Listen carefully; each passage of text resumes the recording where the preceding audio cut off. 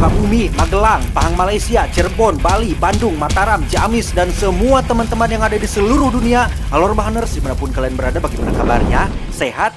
Gimana? Beras di rumah kalian masih aman? Kisah akan berfokus pada seorang pria culun bernama Morton, di mana ia selalu saja ditolak cintanya oleh setiap wanita yang disukainya, sehingga mengakibatkan dirinya tersedak jika ingin mengutarakan cintanya pada seseorang, yang hal itu dibuktikan ketika ia menembak wanita incarannya yang langsung tersedak sehingga membuat salah satu pria keren bernama Jengko mulai mentertawainya. That's not a nice way to put it. You're a fucking nerd. Puas dengan Morton, tiba-tiba kepala sekolah memanggil Jengko ke ruangannya. Ia terancam tinggal kelas jika tak segera memperbaiki nilainya yang sangat burik. Sehingga dari kejadian itu Morton dan Jengko mulai bertatapan di bangku luar sekolah sambil meratapi penderitaannya masing-masing.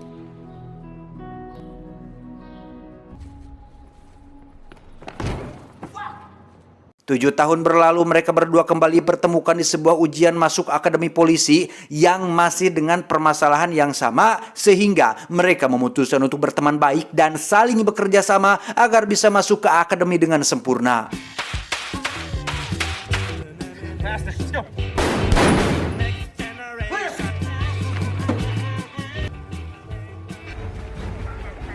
Tidak seperti yang mereka pikirkan, rupanya menjadi seorang polisi tak harus selalu berurusan dengan ledakan dan kejar-kejaran. Mereka memulai karirnya di kepolisian sebagai seorang penjaga taman.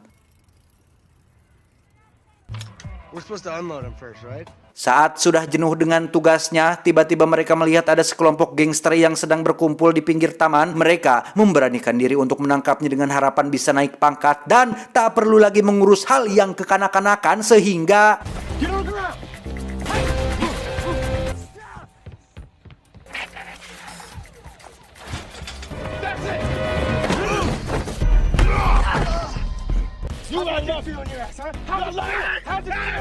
setelah aksi tersebut, kepala polisi pun memanggil mereka untuk meminta maaf sekaligus menyesalkan keberhasilan yang baru saja mereka raih, di mana gangster itu harus kembali dibebaskan lantaran mereka tak menyebutkan tentang hak Miranda atau hak yang akan mereka dapatkan untuk membela diri. Namun meski begitu, mereka tetap naik tingkat dengan menjadi seorang intel yang akan bertugas di Distrik 21 yang rupanya tengah kekurangan personel dalam waktu yang sangat lama. Wow. Fortunately for you two, involves the use, 37 Jump Street. Dengan senang hati mereka berdua pergi ke Distrik 21 yang di sana sudah berkumpul para polisi muda untuk menjalankan misi baru, yakni menyamar menjadi seorang anak SMA, di mana mereka disambut dengan hangat oleh seorang kapten bernama Dixon dengan sambutan yang sangat bersahabat. And I work my ass off to be the captain. And then this guy. Setelah melewati perkenalan yang panjang, Dixon pun mulai membagikan tugas pada rekrutan baru untuk memulai melakukan penyamaran, di mana Jengko dan Morton ditempatkan di salah satu sekolah untuk mengungkap seorang supplier yang telah merusak generasi muda di sekolah tersebut dengan barang haram ciptaannya. Sebelum pergi ke sana, Dixon memberikan mereka berdua sebuah rekaman tentang efek obat dari si supplier, di mana mereka akan mengalami 4 fase setelah mengonsumsi obat tersebut meski hanya 1 buah saja, dan jika mereka menemukan salah satu ciri-cirinya pada murid, maka akan mudah bagi mereka untuk menganalisa siapa dalang dibalik itu semua.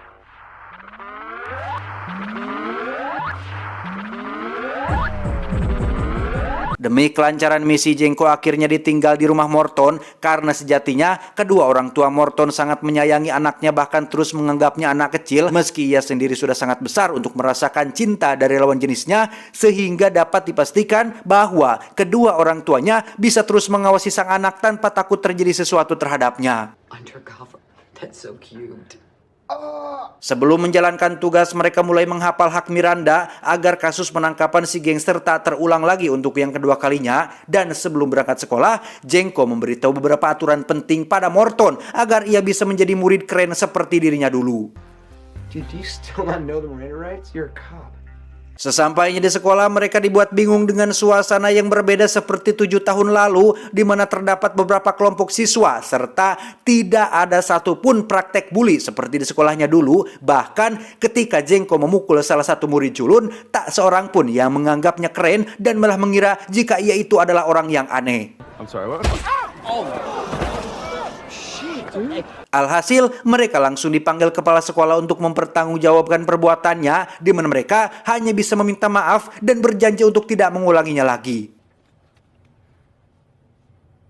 Yeah, I'm Doug. Great.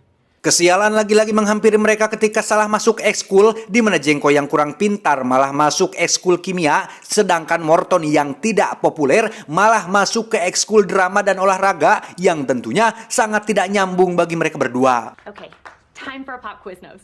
A what? Uh, Oh, that's cool, man. It's nice to meet you also. Di balik ketidakberuntungannya memasuki kelas drama, Morton malah dipertemukan dengan seorang gadis yang memiliki spek sesuai kriterianya, sehingga ia pun memutuskan untuk tetap bertahan meski tak memiliki bakat sedikit pun di bidang tersebut. Do kids still do this stuff?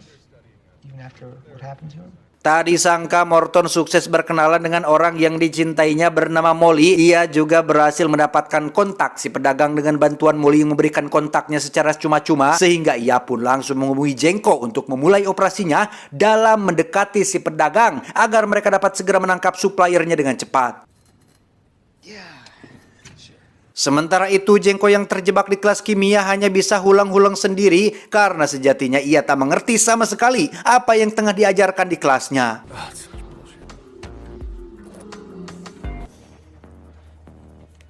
Setelah berkomunikasi, mereka lantas izin dari kelasnya untuk menemui si pedagang. Mereka dibuat cukup terkejut lantaran si pedagang juga merupakan murid seangkatannya. Yep, $20 a pop.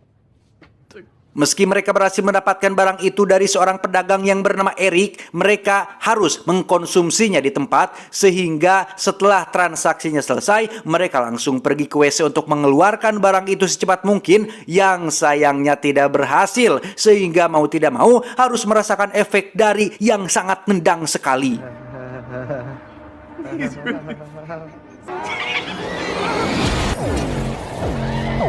I need you. I need me some Doug McQuaid. Yes. Nice. Tak diduga, efek dari barang tersebut membuat Morton menjadi orang paling keren di kelas drama secara instan, sekaligus Jengko juga berhasil menjadi salah satu murid paling pintar di kelas kimia tanpa harus melalui proses belajar seperti orang lain.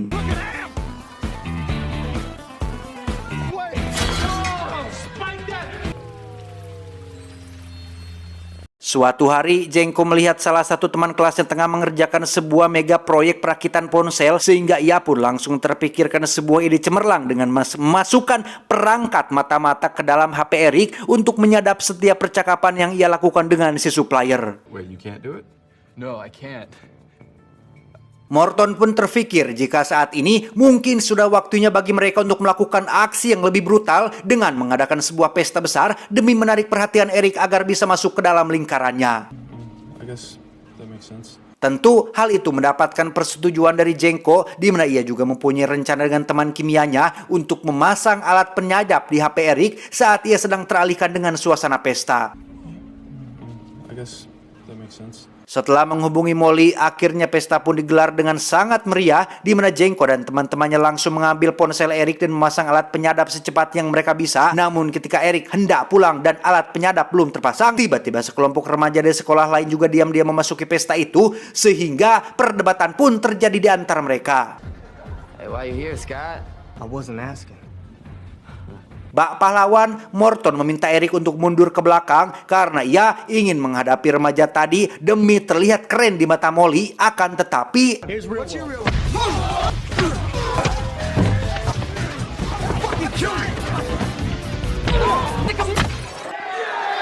meskipun Morton tampak kacau gara-gara perkara barusan, namun hal itu berhasil membantu Jengko untuk menyelesaikan proyeknya dan mengembalikan HP Eric tepat waktu. Yang tepat di saat bersamaan, orang tua Morton malah kembali lebih awal, sehingga pesta pun harus berakhir dengan cepat.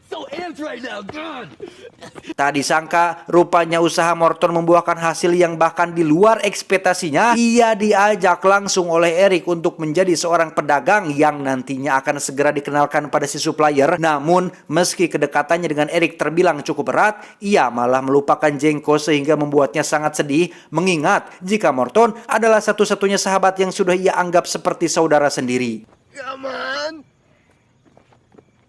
Kesedihan Jengko kembali bertambah ketika mendengar percakapan dari ponsel yang disedapnya terkait tanggapan Morton yang menganggap jika ia adalah saudara yang membosankan. Hal itu tentu saja membuat Jengko marah lantaran ia merasa terhina sekaligus tak dianggap sama sekali oleh sahabat dekatnya sendiri. Blair's kind of a dick.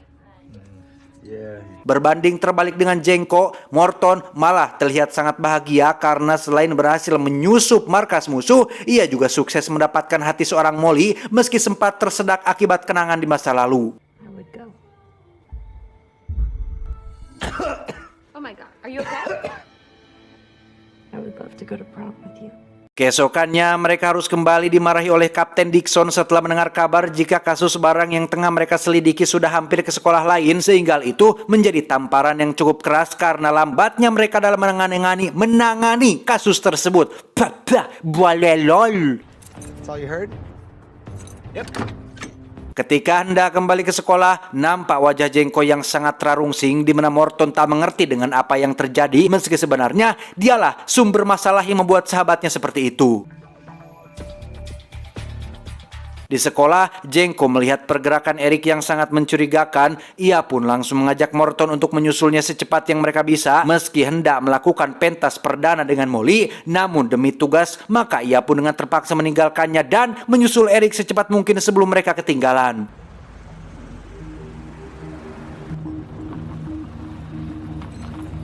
Rupanya Eric baru saja membuat kesepakatan dengan gangster yang dulu pernah Jengko tangkap, di mana mereka memutuskan untuk mengikuti kemana gangster itu pergi. Namun di perjalanan, sebuah perselisihan tak penting pun terjadi di antara mereka sehingga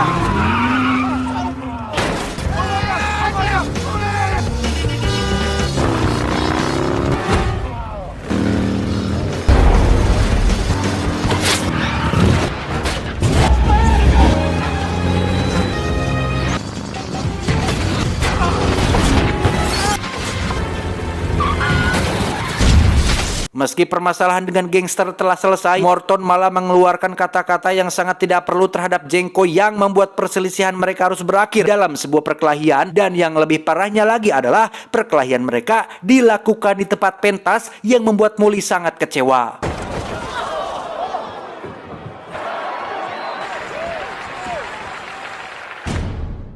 Buntut dari masalah itu, mereka berdua dikeluarkan dari sekolah serta Kapten Dixon yang juga mengeluarkan mereka dari misi. Ditambah lagi, Jengko memutuskan untuk berpisah dengan Morton meski perpisahan mereka akhirnya tidak jadi lantaran kedua orang tua Morton yang mendesak agar mereka tak berakhir menyedihkan seperti itu.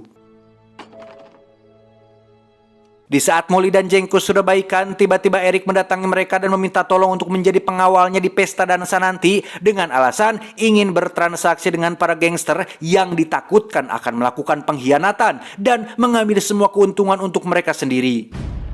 Time to get our jobs back.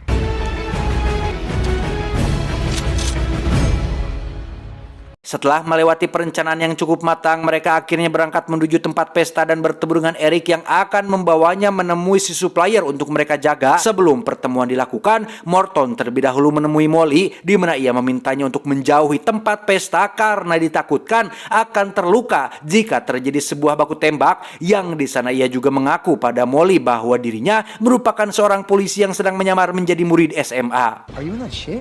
So what if I am? Molly yang sedang berada dalam fase awal setelah memakan obat pun hanya bisa terdiam sambil bertanya-tanya tentang kebenaran yang baru saja Morton katakan, di mana kedatangan Eric yang terlalu cepat membuat semua begitu rancu bagi Molly karena penjelasan Morton yang tidak lengkap. Sesampainya di ruang pertemuan, mereka dibuat kaget lantaran baru menyadari jika guru olahraga lah yang menjadi supplier dari obat yang tengah mereka selidiki. Namun yang lebih mengejutkannya lagi adalah pihak pembeli. Rupanya adalah para gangster yang sudah 2 kali bermasalah dengan mereka. Awalnya si ketua gangster telah melupakan wajah 2 polisi yang ada di hadapannya, sehingga Morton dapat dengan mudah mengalihkan perhatian mereka agar tidak curiga dan mengingat kembali masa lalu yang pernah terjadi. Namun sialnya, hal itu malah dikacaukan oleh Molly yang sudah memasuki fase keempat, di mana ia memaki Morton dan terus saja meneriakinya sebagai seorang polisi, yang hal itu membuat para gangster geram dan mulai mengingat kembali wajah-wajah yang di hadapannya, sehingga inilah yang terjadi. What? No. Oh, Jesus. Di tengah kekacauan itu, rupanya ada 2 orang senior mereka yang telah menyamar selama lebih dari 5 tahun yang baru saja muncul. Mereka malah harus berakhir saat itu juga akibat terlalu banyak bicara.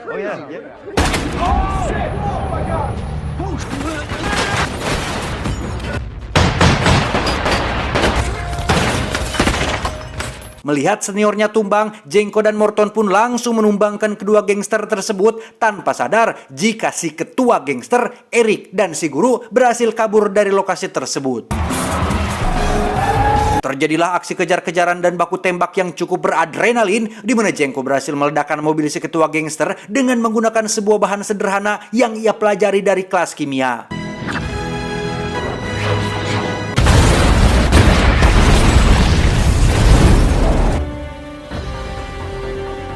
Selanjutnya, si guru olahraga pun tak luput dari kejaran Jengko dan Morton, di mana Morton berhasil mengalahkannya setelah ia menyakiti Jengko dan Molly yang membuat kemarahan Morton sangat membludak. Dengan suksesnya kasus tersebut, semua polisi termasuk Kapten Dixon merasa sangat bangga dan kembali menugaskan mereka untuk memulai penyamarannya di sebuah universitas. Tamat ending yang cukup membagongkan.